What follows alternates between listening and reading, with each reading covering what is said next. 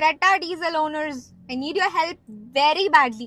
நீங்க கிரெட்டா வாங்கி 5 இயர்ஸ் ஆயிடுச்சு அப்படின்னா ஜாலியா வாரண்டி போட்டுலாம் ஓட்டியிருப்பீங்க. கரெக்டா வாரண்டி முடிகிற அந்த டைம், லைக் முந்தின நாளோ இல்ல முடிஞ்சதுக்கு அப்புறமோ கரெக்டா முடிகிற அந்த டைம்ல வந்து டீசல் ஃபில்டர் ரீஜெனரேஷன் அப்படின்னு ஒன்று உங்களுக்கு காமிச்சிருக்கும். நீங்களும் சரி சர்வீஸ் சென்டர்ல எடுத்துட்டு போய் மாத்திருப்பீங்க. நானும் அதே தான் பண்ணேன்.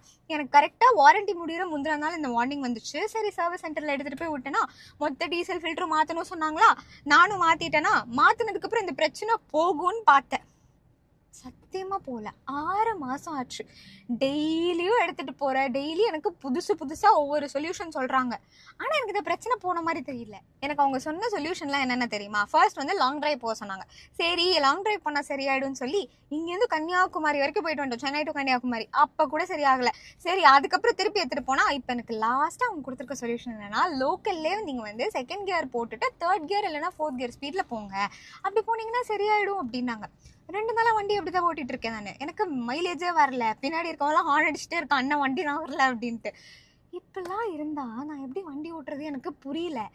எதர் it should have a solution or no solution at all.